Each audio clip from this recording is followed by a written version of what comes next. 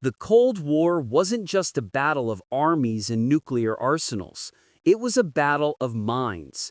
Intelligence agencies on both sides of the Iron Curtain believed that the ultimate advantage would come not from bombs, but from the ability to perceive the unseen, to know the unknowable. And so, in the 1970s, the United States launched a secret program that would test the outer limits of human perception.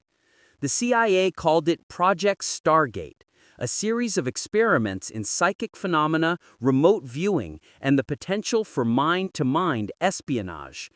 At first glance, it sounded like science fiction, but the stakes were real. If the Soviets could spy on American military installations from thousands of miles away without leaving a trace, America had to find a countermeasure. The CIA had always explored unconventional methods for intelligence. In the aftermath of MKUltra, behavioral science was a familiar frontier. But Project Stargate was different. It wasn't about breaking the mind, it was about expanding it. Remote viewing became the buzzword. Trained individuals were asked to describe locations, objects, or people that were completely out of sight, sometimes on the other side of the world. Success, if even partial, could render satellites, reconnaissance planes, and spies redundant. The recruits came from unusual backgrounds: former military personnel, self-proclaimed psychics, and individuals with histories of extraordinary mental abilities. One early participant, Ingo Swann, claimed he could see events and objects hundreds of miles away, sometimes even on other continents. By the mid-1970s, the CIA was convinced that psychic abilities were not just superstition. Soviet intelligence reports suggested that Moscow had been experimenting with psychotronic research for years. Fear and curiosity drove the Americans.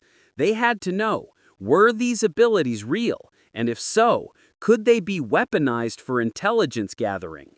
Funds were allocated, laboratories were established, and a covert program began in earnest.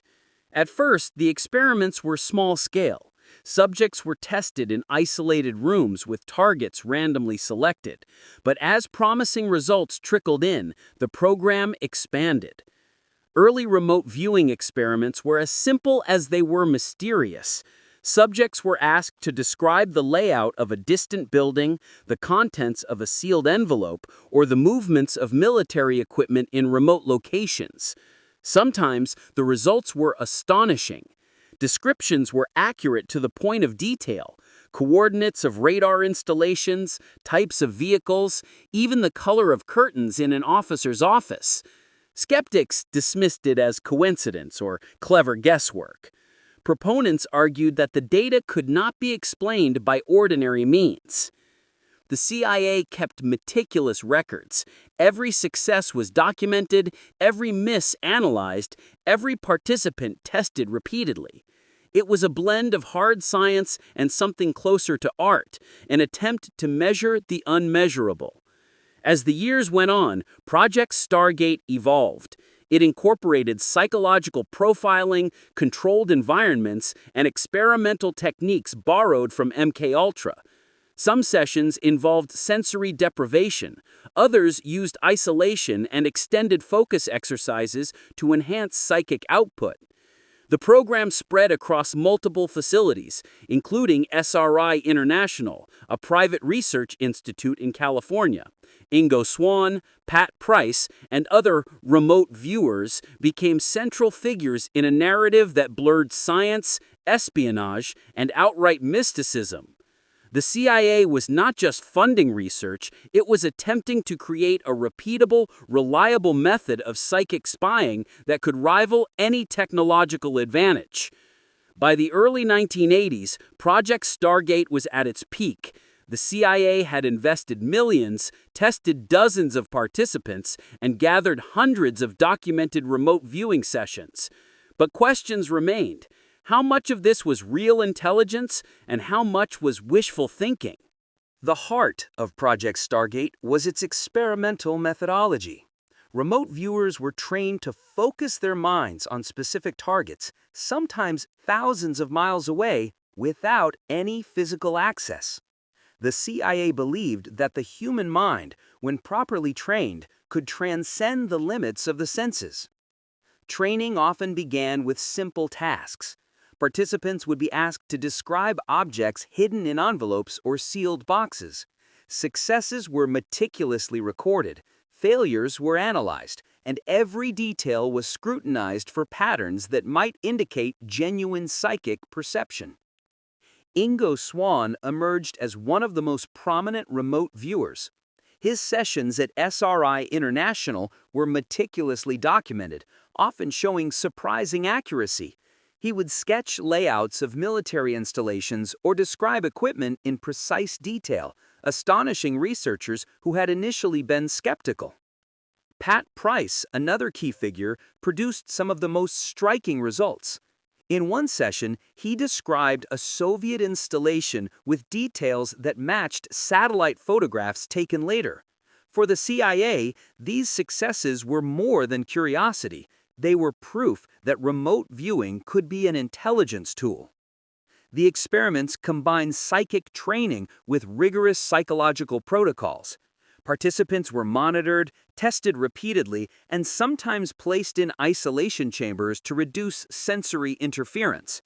Some sessions included light sensory deprivation, meditative focus exercises, and even mild drug assistance to enhance concentration.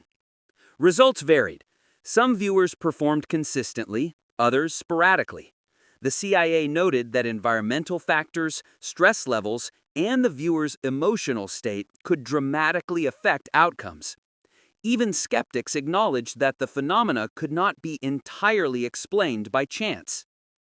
Over time, Stargate expanded into operational intelligence. Remote viewers were tasked with describing enemy installations, missile silos, and strategic locations during the Cold War. Some successes were reported, some failures were documented, but the program continued to receive funding because even small victories were considered potentially invaluable. The CIA also experimented with long-distance targets, sometimes in foreign countries or deep within adversary territories. The goal was to see if viewers could obtain actionable intelligence that conventional reconnaissance could not. In some cases, viewers produced remarkably accurate descriptions of military layouts, equipment, and personnel movement. Despite the successes, skepticism within the intelligence community remained. Some officials dismissed the program as pseudoscience, questioning whether the data was reliable enough to inform real-world operations. Others argued that even partial insights could justify continued experimentation. Project Stargate's combination of discipline, human perception, and psychic exploration blurred the line between science and the unknown. It was a unique chapter in Cold War intelligence, part espionage, part psychological experiment, part cultural curiosity. By the mid-1980s, Stargate had produced a significant body of work. Hundreds of sessions, detailed reports, and documented observations created a trove of data for analysis. Yet the program's reliability remained inconsistent, and the question lingered: could remote viewing be trusted as a practical tool for national security, or was it merely a curiosity of the mind? The program's influence reached beyond intelligence. It inspired curiosity in psychology, parapsychology, and popular culture. Stories of psychic spies, mind-based reconnaissance, and the potential of human consciousness captured the imagination of a generation, even as the CIA quietly evaluated the efficacy of its most secretive Cold War project. As Project Stargate matured, the CIA began assigning remote viewers to actual intelligence missions. These were no longer controlled experiments in a laboratory. The stakes were real, and the agency sought actionable information about adversaries during a tense Cold War. One of the earliest operational successes involved a Soviet arms facility. Remote viewers were given only vague coordinates and asked to describe the site. The reports included unusually detailed layouts, descriptions of equipment, and even personnel behavior. When corroborated with later reconnaissance data, parts of the reports proved astonishingly accurate. Pat Price became a central figure in these apparitions. His descriptions of remote sites often included elements that were later verified by satellite imagery or human intelligence. The CIA cautiously celebrated these outcomes, but also maintained internal skepticism. Every success was weighed against the possibility of coincidence or informed guesswork. Ingo Swann contributed to some of the most controversial missions. In one case, he described a secret facility that allegedly housed advanced Soviet technology. Analysts could not initially verify the details, but when the U.S. later acquired intelligence from other sources, much of Swann's description matched known layouts and equipment. The results fueled belief within the agency that psychic spying could work, at least under certain conditions. The CIA also experimented with intercontinental remote viewing. Subjects were asked to describe events or targets in countries far from the United States, sometimes with only a reference number or date as a cue. The results were mixed. Some sessions produced information that aligned with intelligence reports, while others were vague or inaccurate. Still, the program persisted because even partial accuracy was seen as potentially valuable. Stargate expanded its methods to include multi-session verification. Multiple remote viewers would attempt the same target independently, allowing analysts to identify commonalities. Consistency across viewers was considered a critical measure of reliability.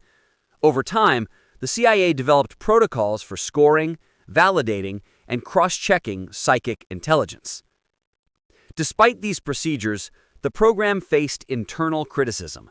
Some military and intelligence officials considered Stargate too unpredictable and unreliable for operational planning. Others argued that the potential payoff, accurate intelligence without deploying agents into danger, justified the expense and experimental approach. During the program's operational peak, remote viewers were involved in dozens of missions, including locating missing persons, tracking foreign nuclear developments, and describing secret military installations. Successes were sometimes dramatic. Failures were quietly filed away. The combination of secrecy, secrecy within secrecy, and inconsistent results created a tension that persisted throughout the program's existence. The human element remained central. Remote viewers were carefully monitored, selected for mental discipline, and trained in psychological focus. CIA analysts believe that enhancing concentration, emotional control, and belief in the task could improve outcomes. Some participants described entering altered states of awareness during sessions, a condition that researchers likened to a heightened form of meditation or focused imagination. By the late 1980s, however, the program began to wane. Advances in satellite imagery, electronic surveillance, and traditional intelligence gathering reduced the perceived need for psychic reconnaissance. The CIA conducted internal reviews and debated the program's practical value, weighing the documented successes against years of mixed results and unverifiable claims. Ultimately, Project Stargate would be declassified in the 1990s, revealing a program that had spanned decades, involved dozens of individuals, and straddled the line between science, pseudoscience, and espionage. For some, it remained a tantalizing glimpse into the unexplored potential of the human mind. For others, it was an extraordinary example of government experimentation in pursuit of national security, blending ingenuity with the improbable. Even in retrospect, the program challenges our assumptions about perception, reality, and the limits of intelligence work. The story of Project Stargate is not only about the Cold War and psychic experimentation, it is about curiosity, ambition, and the willingness of a nation to explore the boundaries of human potential in secret. By the late 1980s, Project Stargate was facing a reckoning. Advances in technology, including high-resolution satellite imagery and electronic surveillance, had reduced the operational need for psychic intelligence. Analysts within the CIA began questioning whether the program's successes justified the years of investment and secrecy. Internal reviews highlighted a central dilemma.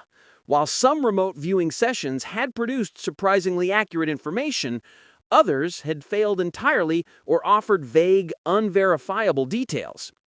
Analysts debated whether these successes were genuine psychic phenomena or simply a combination of intuition, educated guesses, and chance. The human element, which had once been the program's greatest asset, was also a source of concern. Remote viewers sometimes experienced psychological stress, emotional strain, and physical fatigue from repeated sessions. Some participants reported altered states of consciousness that lingered beyond training exercises, raising questions about long-term mental health. As internal skepticism grew, the CIA quietly began winding down Stargate. Funding was reduced, experimental sessions became less frequent, and the most high-profile remote viewers moved on to other careers. The program that had once promised revolutionary intelligence capabilities was gradually relegated to the margins of classified history.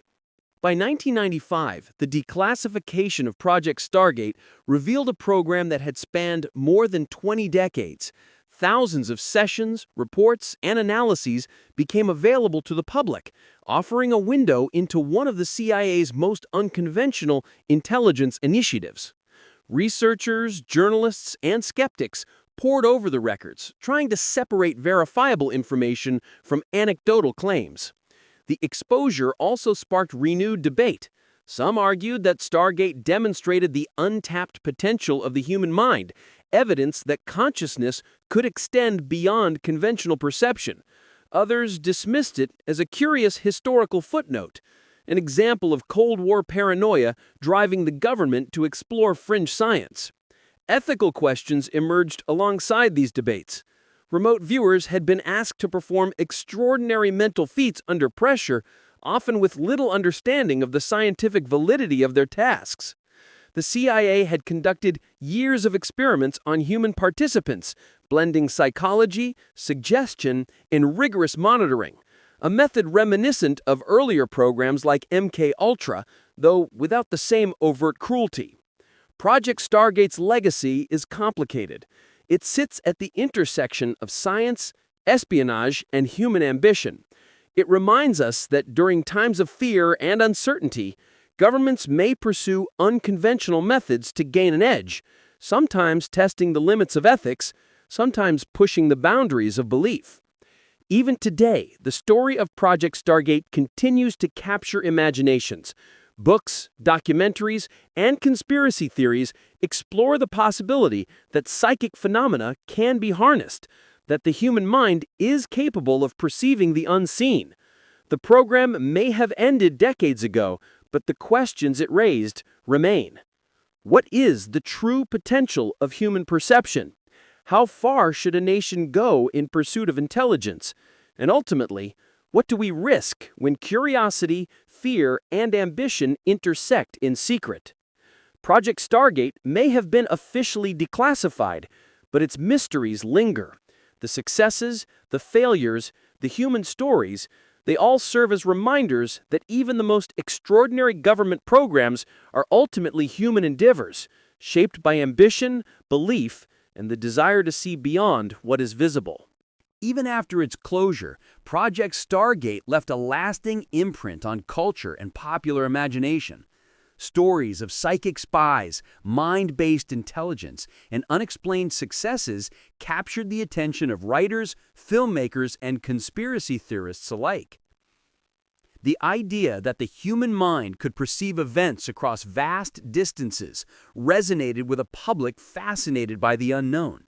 Science fiction and thrillers began weaving remote viewing and psychic espionage into their narratives, often exaggerating the reality but keeping the core concept intact, the mind as a tool for intelligence.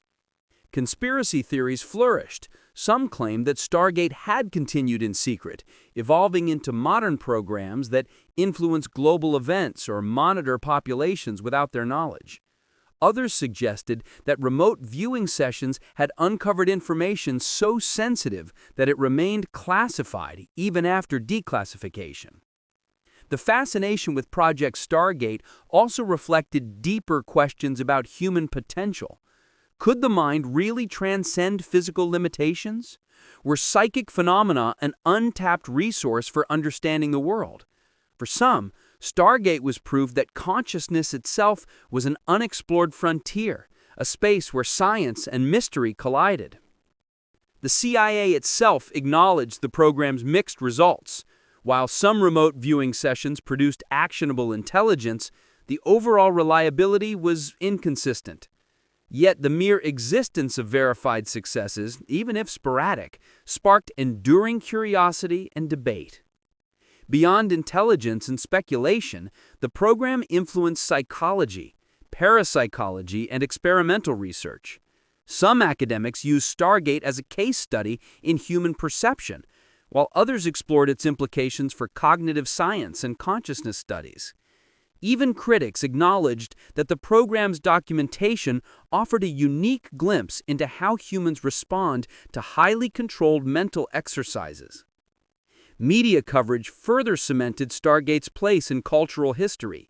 Books, television specials, and documentaries recounted the program with a mix of fascination and skepticism. Audiences were drawn to the tension between rigorous documentation and the seemingly impossible feats of remote viewers. The program's blend of secrecy, human ambition, and unexplained outcomes created a narrative that continues to captivate. Stargate also raised ethical and philosophical questions. Was it appropriate to train individuals to perform extraordinary psychic tasks under government direction? What responsibilities did the CIA have toward participants whose mental faculties were being tested in unprecedented ways? The program's declassification reopened discussions about human experimentation, agency, and the limits of institutional power. In the end, Project Stargate remains a paradox. It is at once a historical intelligence program, a psychological experiment, and a cultural phenomenon. Its successes and failures, its mysteries and revelations continue to provoke curiosity, debate, and wonder. Even decades later, the program invites reflection on the capabilities of the human mind and the lengths to which governments will go to explore the unknown. Stargate may have ended, but the questions it posed endure, echoing in the imagination of those who seek to understand the boundaries of perception and the hidden possibilities within consciousness. Some of the most compelling elements of Project Stargate were the individual stories of the remote viewers themselves. Their experiences provide a window into both the extraordinary promise and the human cost of the program. Ingo Swann, one of the most prominent participants, described entering states of heightened awareness that allowed him to see distant locations with remarkable clarity. He claimed to perceive buildings, vehicles, and people without any prior knowledge. Swann's accounts, recorded in meticulous session notes, became central to validating the concept of remote viewing within the CIA. Pat Price, another key figure, produced some of the program's most startling results. On several occasions, his descriptions of Soviet installations were later corroborated by independent intelligence. Price's ability to produce detailed sketches of facilities he had never visited suggested to some analysts that remote viewing could indeed generate actionable intelligence. The experiences were not without strain. Remote viewers often reported exhaustion, headaches, and disorientation after sessions. Some described lingering images or thoughts that felt intrusive, as if the act of seeing distant events had left an imprint on their own consciousness. The CIA monitored these effects carefully, aware that the program's demands could have long-term psychological consequences. Other participants came from less conventional backgrounds: psychics, artists, and individuals with claimed extrasensory abilities. Their contributions were more difficult to measure, sometimes producing insights that were evocative but not concretely verifiable. Yet even these sessions were valuable, pushing the CIA to refine protocols and identify the conditions under which remote viewing seemed most reliable. Among the documented successes were instances where remote viewers located missing personnel or described secret facilities that had evaded traditional reconnaissance. While these successes were few relative to the total number of sessions, each was celebrated internally as proof that human perception could transcend conventional limits. Failures, too, were instructive. Some sessions produced inaccurate or irrelevant information, highlighting the variability of human cognition and the influence of stress, environment, and expectation on perception. Analysts documented each miss with the same rigor as successes, striving to understand patterns and improve the methodology. The human stories within Stargate reveal the tension between extraordinary potential and ordinary limitation. Participants were both pioneers and subjects, exploring uncharted mental territory while under the scrutiny of a government agency driven by national security imperatives. These individual experiences also fed the larger narrative of the program. They humanized the abstract concept of psychic espionage, grounding it in real people with real challenges and real achievements. The combination of talent, discipline, and psychological complexity made Stargate a unique chapter in intelligence history, one defined not just by secret experiments, but by the people who carried them out. Even as the program was eventually declassified, the stories of these individuals remain compelling. They demonstrate the program's possibilities, its limits, and the enduring fascination with what the human mind might achieve under extraordinary conditions. By the late 1980s, Project Stargate had begun to wind down. The CIA had invested decades and millions of dollars into the program, yet the results remained inconsistent. While there had been notable successes, the overall reliability of remote viewing as an intelligence tool was still debated within the agency. Internal reviews assessed both the operational value and the ethical implications of the program. Analysts recognized that while remote viewing occasionally provided accurate and actionable intelligence, it could not replace traditional methods. Satellites, reconnaissance missions, and human intelligence continued to be more dependable for strategic planning. The human element remained a concern. Participants had dedicated years to rigorous mental training, often enter in altered states of awareness during sessions. Some reported lingering effects on their perception and cognition, raising questions about long-term psychological impact. The CIA acknowledged these issues, but had limited recourse as the participants were generally willing volunteers who believed in the program's mission. Declassification in the 1990s revealed the full scope of Project Stargate to the public. Thousands of sessions, extensive reports, and detailed records became available for review. The documentation showed a program that was methodical, disciplined, and driven by curiosity, yet also marked by uncertainty, speculation, and occasional sensationalism. Researchers, journalists, and skeptics analyzed the declassified files, searching for definitive evidence of psychic abilities. Some were impressed by the accuracy of certain sessions, particularly those conducted by Swan and Price. Others dismissed the program as an artifact of Cold War anxiety, fueled by paranoia and the desire for any potential advantage over adversaries. Ethical debates followed. Was it appropriate to train individuals to perform extraordinary mental feats under government direction? Could the program have inadvertently caused psychological harm to participants? Stargate joined other controversial intelligence programs in prompting questions about the balance between national security and human rights. Despite mixed results, the program left an indelible mark. It challenged assumptions about human perception, inspired research in parapsychology, and fueled popular fascination with psychic phenomena. Media coverage, documentaries, and books ensured that Stargate's story would endure, blending history, science, and mystery. The legacy of Project Stargate is multifaceted. It was a Cold War experiment, a psychological study, and a cultural phenomena. It explored the limits of the human mind while operating in the shadows of secrecy and national security.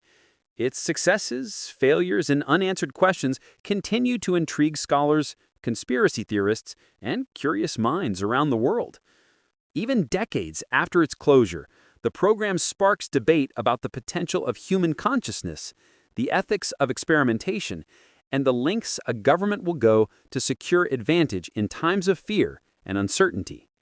Stargate may have ended, but its questions remain alive, a testament to the enduring tension between curiosity, ambition, and the unexplored frontiers of the mind. Even after Project Stargate ended, its influence persisted far beyond intelligence circles. Writers, filmmakers, and documentary makers were captivated by the idea that the human mind could reach across vast distances and gather information. Stories of psychic spies and mind-based reconnaissance became a recurring theme in popular culture. Science fiction works drew inspiration from the program, sometimes exaggerating its capabilities, but keeping the central premise intact: the mind as a tool for intelligence. The notion that ordinary humans could perceive the unseen resonated with audiences intrigued by the unexplored potential of consciousness.